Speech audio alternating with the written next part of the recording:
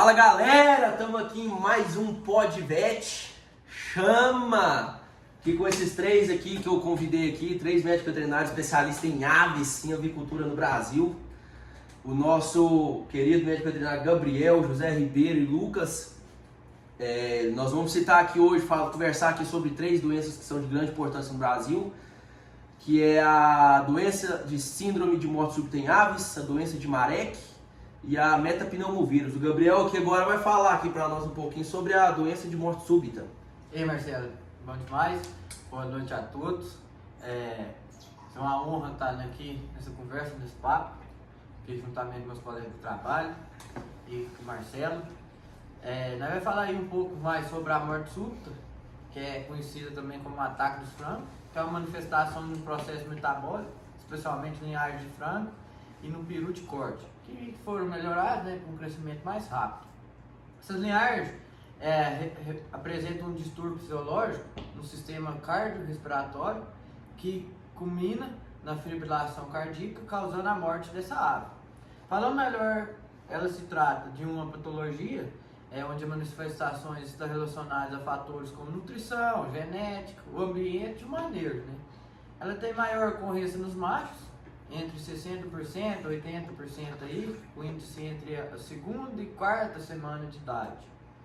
As regiões que apresentam mais grande porcentagem dessas ocorrências, ela no sul, na região do sul, e no sudeste, para nós, devido às mudanças climáticas, com amplitude térmica alta e baixa temperatura no inverno. Há indicações que 70% dessas aves encontradas mortas apresentam um decúbito dorsal com as patas estendidas. Esse comportamento da ave dá motivo antes da morte, quando se observa a perca de equilíbrio, o violento bater das aves, e uma forte contração muscular.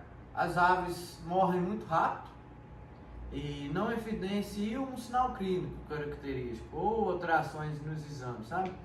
Essa doença não há tratamento, mas há um controle como evitar o crescimento do corpo, da fase inicial, evitar o excesso de proteína, Marcelo? Porque pode aumentar a taxa metabólica, um programa de luz, com maior um período mais escuro, que aí diminui o consumo alimentar, garantir um controle da temperatura ambiente mais adequado, para evitar aí essa morte súbita. Valeu, meu parceiro. Agora nós vamos falar um pouquinho da doença de Marek, que eu fiquei sabendo aqui, eu conheci como o brabo dos frangos no Brasil, Nosso parceiro médico veterinário José Ribeiro, fiquei sabendo aí dessa história. José Ribeiro, então fala um pouquinho pra nós dessa doença aí, o que ela é, o que ela causa, os sintomas dela. Boa noite, Marcelo, boa noite meus companheiros, Gabriel, Lucas. Então, pessoal, vou contar para vocês cada doença de Marek. A doença de Marek é uma enfermidade neoplásica causada por um vírus. Esse vírus ele afeta as vísceras dos organismos das aves. Seu agente etiológico é o alfa-herpes vírus, conhecido como vírus da doença de Marek. Esse vírus da doença não é um problema à saúde humana, porque não cresce nas células de mamíferos. Existem três sorotipos desse herpes aviário, que é do grupo B, que é o sorotipo 1, usado na produção da vacina, o sorotipo 2, que é uma população de vírus não patógena, o sorotipo 3, que é a herpes dos perus, que constitui esse sorotipo. Mas a diferenciação é feita através dos anticorpos ou outras técnicas de laboratório. A grande maioria das aves que desenvolve o quadro clínico morre.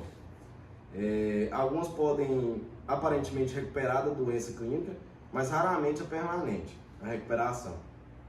Ela é transmitida facilmente por um contato direto ou indireto entre as galinhas por via aérea. O local infeccioso permanece com potencial infeccioso por meses ou anos. Essa doença ocorre principalmente em animais jovens, de em média 1 a 16 semanas. Os sinais associados na forma visceral são principalmente a depressão, a anorexia, a perda de peso, a palidez e a diarreia. Na forma nervosa, tem a incoordenação, torcicolo, paralisia espática unilateral dos membros, dilatação do papo e paralisia flácida do pescoço. Os sinais da doença são específicos e incluem perda de peso, palidez, anorexia e diarreia. Nas condições comerciais, a morte resulta de fome e desidratação, devido à incapacidade para alcançar a água e a comida, né? O diagnóstico é feito através da necrópsia e também através do exame de PCR. A doença de Marek, ela não tem tratamento.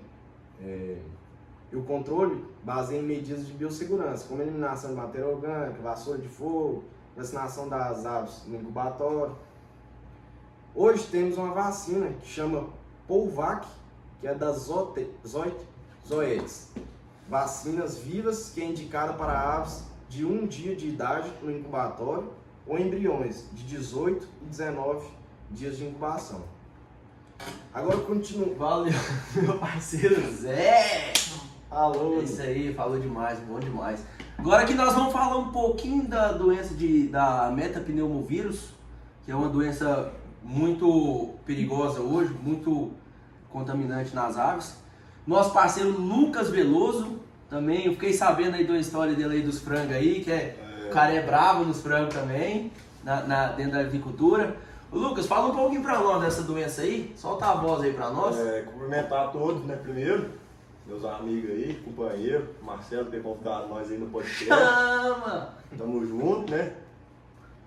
Eu vou falar pra vocês sobre a metapneumovírus, que é uma enfermidade de ocorrência relativamente recente no Brasil, causa prejuízos que comete frango, todo tipo de aves, né, em geral.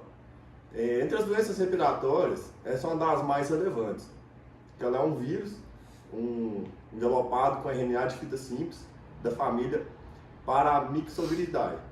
É um dos agentes que pode ocasionar a síndrome da cabeça inchada.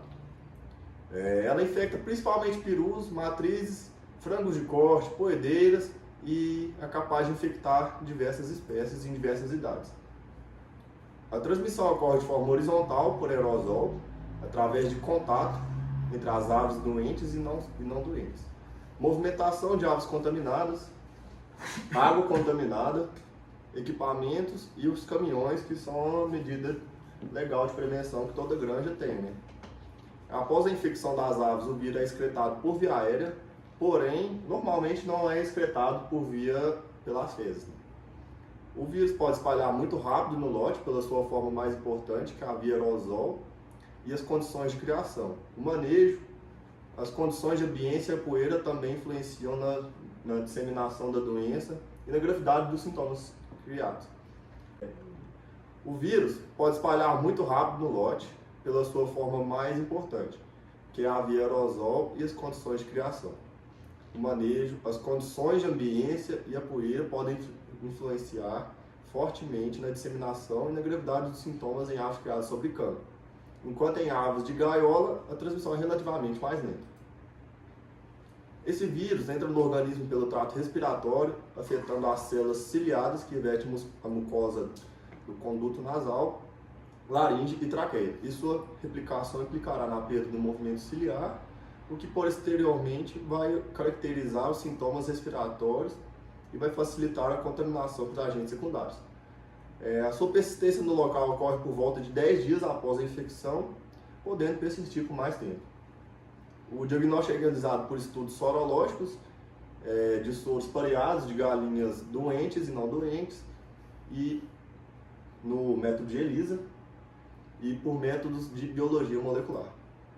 Não existem sinais clínicos específicos da doença, pois várias outras doenças causam os mesmos sintomas, além de um protocolo de vacinação adequado, mas tem como resultado não bom, porque a vacina estimula muito pouco os árticos e ter uma boa ventilação do local. Existem dois sorotipos, A e o B, onde o sorotipo A é de grande incidência no Brasil. E é isso, cara. É isso aí. Galera, então, vamos ficando assim, mais um Podvet aqui, chama, agradecer nossos 3 parceiros aqui.